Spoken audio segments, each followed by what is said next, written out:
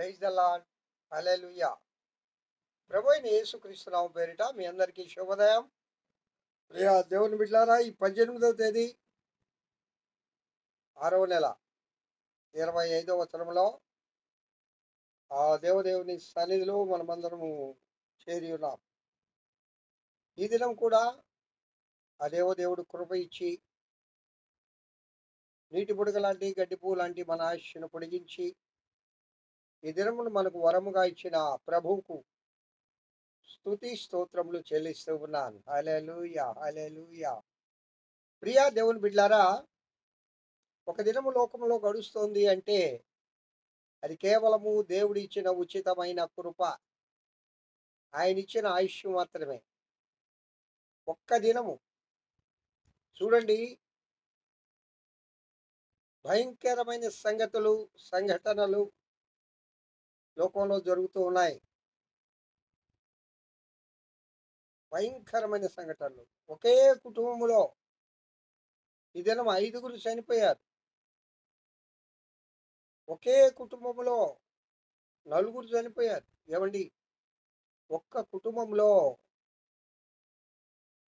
ఒక ఆరోగ్యంగా ఉన్న, ఒక చిన్న వయస్కుడుగా ఉన్న ఒక వ్యక్తి చనిపోతేనే ఎంతో బాధ, ఎంతో వేదన, ఎంతో రోదన, ఎంతో మరణ ఘోష. అది వర్ణనాతీతం కదా. అలాంటి పరిస్థితులలో ఒకే కుటుంబంలో 5గురు ఒకేసారి హఠాన్ మరణం చెందారు. ఇంక వాళ్ళను భూస్థాపన చేయడానికి కూడా చాలా దగ్గర బంధువులు ఎవరు లేరు. ఇంకా దూరం చుట్టాలు వాళ్ళు వీళ్ళు వచ్చి, లేదా ప్రభుత్వమే, చివరకు మున్సిపాలిటీ వాళ్ళు, ఇలాంటి ఘోరమైన సంఘటనలు జరిగే దినాల్లో మనం ఉన్నాం ప్రియులారా. మానవుడు చాలా సౌఖ్యంగా నేను జీవిస్తున్నాను, చాలా సుఖాన్ని అనుభవిస్తున్నాను అని అనుకునే సమయంలో మరణం కూడా చాలా ఈజీగా వాళ్ళని తీసుకొని వెళ్ళిపోతుంది. ఏమండి, ఫ్లైట్ మొన్న జరిగిన యాక్సిడెంట్ ఏంటి? నిన్నటి దినంలో ఒక కారు, తిరుమలకు ప్రయాణిస్తున్న కారు యాక్సిడెంట్ ఏంటి? ఇలాంటివి మనకు తెలిసిన 1, 2, 3 తెలియని ఎన్ని ఉన్నాయి. ఒక్కో దేశంలో ఒక్కొక్క పరిస్థితులలో ఎంతమంది, ఎందుకు ఈ మరణం ఈ విధంగా హెచ్చరిల్లిపోతుంది? ఎందుకు అంటే ఆ మరణాన్ని బంధించే దినం ఒక దినం రాబోతుంది. మరణాన్ని బంధించే దినం రాబోతుంది. ఇంకా మరణ ఘోష భూమి మీద వినబడదు ప్రియులారా. అలాంటి దినాన్ని నా ప్రియుడైన యేసయ్య మన కోసం తీసుకురాబోతున్నాడు. మరణము లేని లోకాన్ని ఆయన సృష్టించాడు. అవ్వాదాములను దేవుడు సృష్టించినప్పుడు మరణము లేని లోకం ఇది. వారిని మహిమ శరీరులుగా ఉంచాలని దేవుడు కోరాడు. వారిని నిత్య జీవములో నిత్యము, కానీ ఆజ్ఞను అతిక్రమించి పాపం చేయడం వల్ల మరణం వచ్చింది. అయితే మరలా అలాంటి లోకాన్ని తీసుకురావాలని ఆయన తన ప్రాణాన్ని లోకానికి అర్పించాడు. నీకోసం నా కోసం మనకు నిత్య జీవం ఇవ్వడానికే కదా ప్రభు వారు మరణించింది. అలాంటి గొప్ప ప్రియుడైన యేసయ్య మనకు తోడుగా ఉండి మన ఆయుష్ను పొడిగిస్తూ మనల్ని ఈ లోకంలో ఆయన సజీవులుగా నిలబెడుతూ ఉన్నందుకు నేను అనుదినము ఆ ప్రభువుకు కృతజ్ఞతాస్తుతులు చెల్లిస్తూ ఉంటాను ప్రియులారా. ప్రియ దేవుని బిడ్డలారా, పరమగీత ప్రసంగ వాహిని అనే ధారావాహికలో పరమగీతం గ్రంథము 1వ అధ్యాయం 6వ వచనంలో నా సహోదరులు నా మీద కోపపడి నన్ను ద్రాక్ష తోటకు కావలి కత్తెగా ఉంచిరి. అయినను నా సొంత తోటను నేను కావలి కాయకపోతేని. తోటలు అనే ఒక గంభీరమైన అంశాన్ని మనం ధ్యానం చేసుకుంటూ ఉన్నాం. బైబిల్ గ్రంథంలో ఒక 6-7 రకాల తోటలు ఉన్నాయి. ఏదేను తోట, నాబోతు ద్రాక్ష తోట, శృంగార వనము, ఉద్యానవనము, యెహోవా తోట, నీరు కట్టిన తోట, నీళ్లు పారు తోట. మనము ఏదేను తోట, నాబోతు ద్రాక్ష తోట, శృంగార వనములు, యెహోవా తోట అనే అంశాలను, ఆ తోటల గురించి కొంచెం కొంచెం ఏదో సుదీర్ఘంగా సంపూర్ణంగా మనం తెలుసుకోవడానికి అందిన ఆహారంలో సమయం కాదు కదా. ఆత్మదేవుడు మనతో ఎంత మేరకు మాట్లాడాలో అంత మేరకు మనల్ని బలపరుస్తూ ఉన్నాడు. చాలా మంది బిడ్డలు ఈ వాక్యాలను చూసి ఆదరింపబడుతూ అద్భుతంగా నడిపింపబడుతూ ఉన్నారు. అందును బట్టి దేవునికి స్తోత్రాలు. ఈ దినము ఉద్యానవనం. పరమగీతముల గ్రంథంలోనే ఆయన తన ప్రియురాలతో ప్రియుడు చెప్తాడు. పరమగీతముల గ్రంథం నా సహోదరి 5వ అధ్యాయం ప్రియులరా 1వ వచనం. నా సహోదరి ప్రాణేశ్వరి, నా ఉద్యానవనమునకు నేను ఏ తెంచితిని, నా జటామాంసిని నా గంధవర్గములను కూర్చుకొనుచున్నాను. తేనెయు తేనె పట్టును భుజించుచున్నాను. క్షీరరహిత ద్రాక్షారసము పానము చేయుచున్నాను. నా సకులారా భుజించుడి, లెస్సగా పానము చేయుడి, స్నేహితులారా పానము చేయుడి. హల్లెలూయా. ఈ అంశంలో ఉద్యానవనమునకు నేను ఏతించితిని. నా సహోదరి ప్రాణేశ్వరి. ప్రియ దేవుని బిడ్లారా, ఇక్కడ శూలమితిని తన ప్రియుడు సహోదరి అంటాడు, ప్రాణేశ్వరి అంటాడు, పావురమ అంటాడు, నిష్కలంకురాల అంటాడు, నా ప్రియురాల అంటారు. అనేక కోణాల్లో ఇక్కడ శూలమితిని సంబోధిస్తాడు. కారణం ఏంటనగా ఇది ఆత్మీయ పాఠము, ఇది పరలోక పాట. ఇది పరసత్యముల గురించి తెలియజేసేది. ఇది పరమ ప్రభు అయిన ఆ యేసుక్రీస్తు ప్రభు సంఘానికి ఉన్న అనుబంధాన్ని తెలియజేసే ఒక అత్యద్భుతమైన ఆత్మీయ గీతము. హల్లెలూయా. ఇలాంటి ఆత్మీయ గీతములో నా ఉద్యానవనమునకు నేను ఏ తెంచితిని.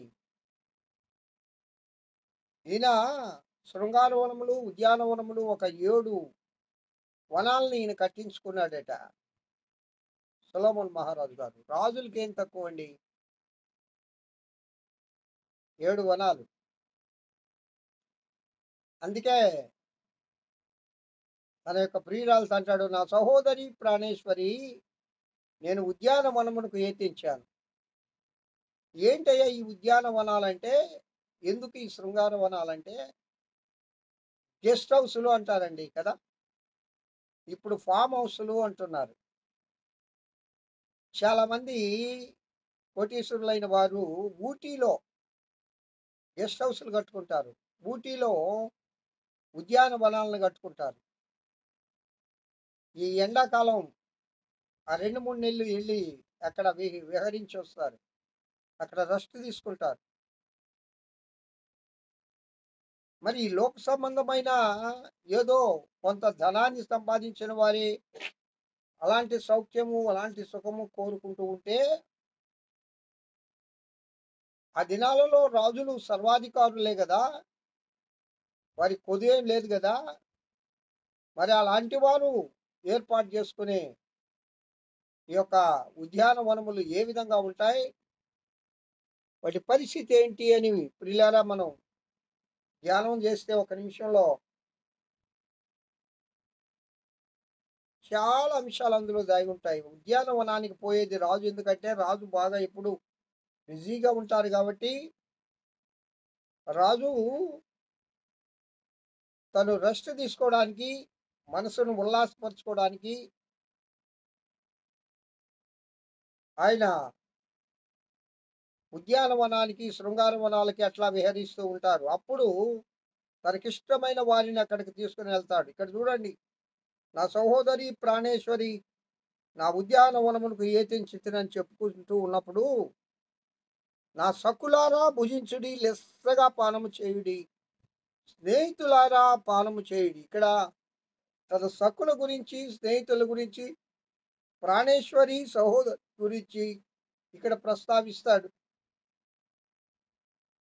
తన ప్రియురాలు, తన సకులు, తన స్నేహితులు, అంటే తనకిష్టమైన వారిని ఆ ఉద్యానవనానికి ఆయన తీసుకొని వెళ్తాడు. కావున ప్రియులారా, యేసుక్రీస్తు ప్రభువారు కూడా మన కోసం ఒక నిత్య జీవాన్ని ఆయన ఏర్పాటు చేస్తున్నాడు. అసలు మొట్టమొదటిగా ఆదామవ్వలకు దేవుడు ఏదెను తోటను ఏర్పాటు చేశాడు కదా! ఏదెను తోట అంటేనే